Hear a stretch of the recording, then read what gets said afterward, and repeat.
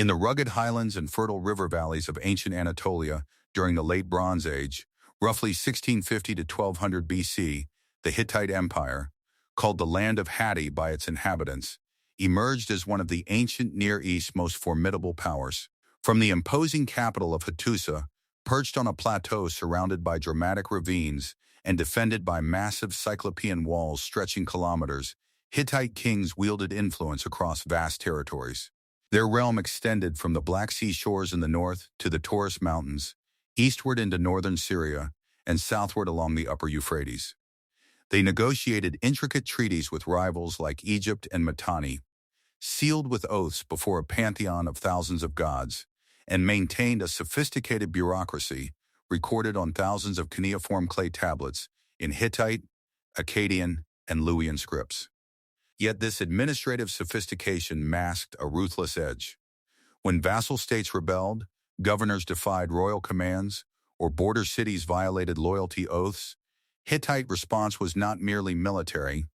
It was a meticulously crafted display of terror designed to prevent future defiance.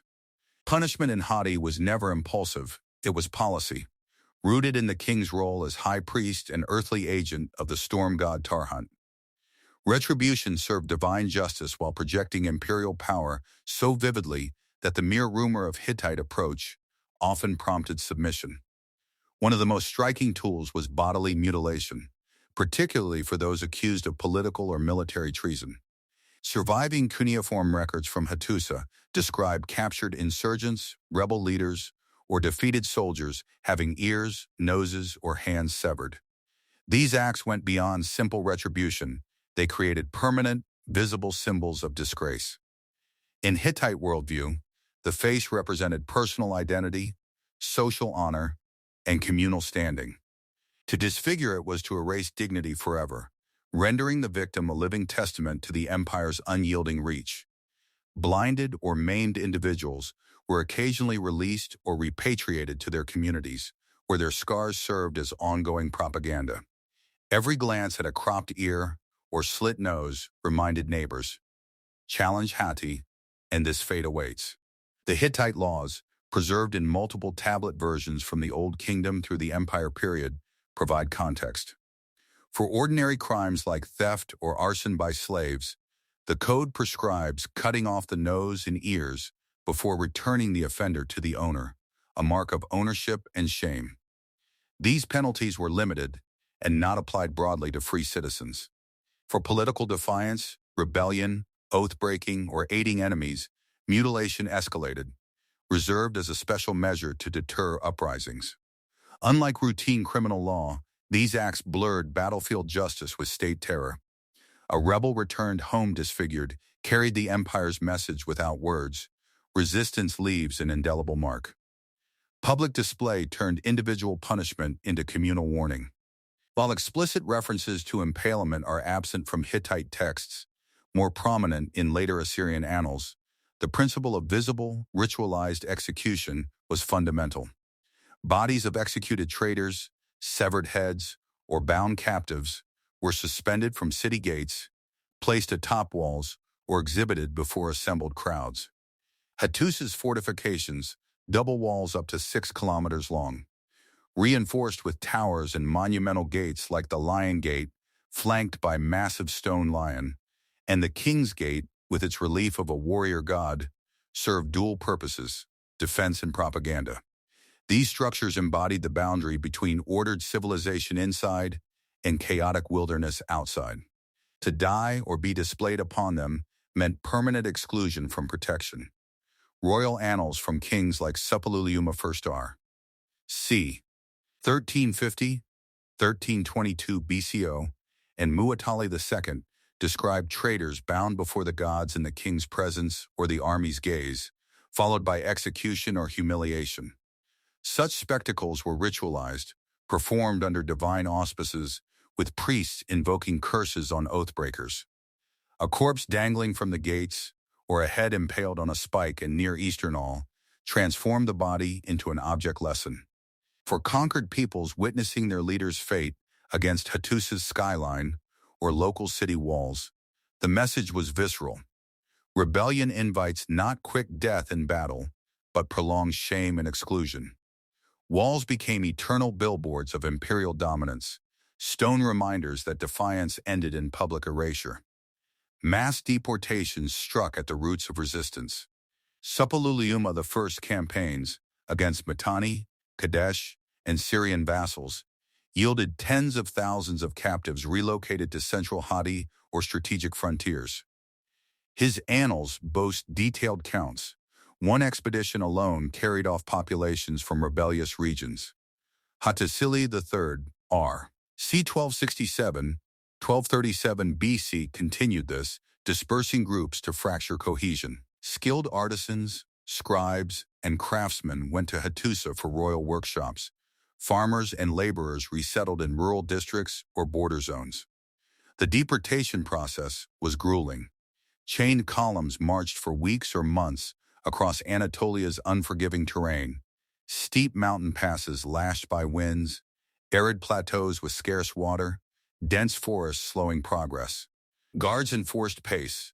Stragglers faced beatings or execution. Resistance during transit met swift reprisal, leaders killed publicly, families torn apart. Homes and fields behind were often burned, denying return. Inscriptions framed deportations as ordering chaotic lands under divine will, but reality was cultural destruction. Ancestral tombs abandoned, local shrines neglected or demolished, temples looted, spiritual bonds severed. Communities fractured, languages, traditions, identities diluted through assimilation. Children born in exile grew up without roots, dependent on Hittite systems. Strategically brilliant, deportations repopulated frontiers with loyal labor, strengthened core territories, and stripped rebellious areas of manpower for revolts. Socially, they replaced independent identities with imperial dependence. Rebellions cost extended generations, a people scattered, redefined, forgotten in their original form. Forced labor turned survival into perpetual punishment. Many captives avoided death or exile only to face endless toil sustaining the empire. Prisoners of war fueled Hattusa's grand projects, quarrying limestone for Cyclopean walls, up to 8 meters thick in places, digging irrigation canals, hauling timber from distant mountains, constructing temples and palaces. Archaeological estimates suggest building 1 kilometer of wall annually required around 1,000 workers. Much labor came from war captives. Marches to sites mirrored deportations, guarded, chained, driven relentlessly across harsh landscapes. At destinations, conditions were brutal. Quarry workers toiled dawn to dusk amid dust, risking rockfalls, tool injuries, exhaustion.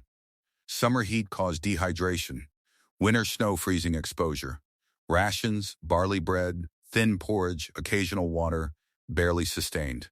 Skilled captives, metal, worked in supervised compounds to prevent escape or sabotage.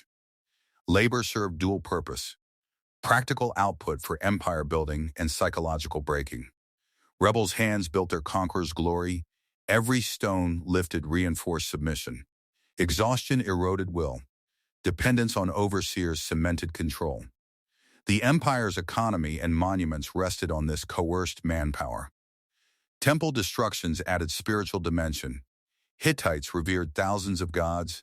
Treaties invoked divine witnesses. Rebellious cities saw shrines looted. Statues carried off to Hattusa as more booty or to integrate cults, rituals disrupted. This severed sacred ties, forcing reliance on Hittite deities. Not blind iconoclasm, but calculated, denying divine protection weakened morale. These methods formed interconnected terror system. Mutilation marked bodies, displays warned eyes, deportations fractured societies, labor rebuilt victor, temple seizure attacked soul, visibility central, punishments public, ritualized, divine backed. Fear deterred where armies couldn't reach constantly. Hittite Empire balanced terror with diplomacy, treaties for allies, mercy for submitters. Yet around 1200 BC, amid Sea People's invasions, droughts, internal strife, it collapsed. Hattusa abandoned, archives buried, walls silent. Their legacy, empires sustained through fear, but human cost echoes in scarred histories.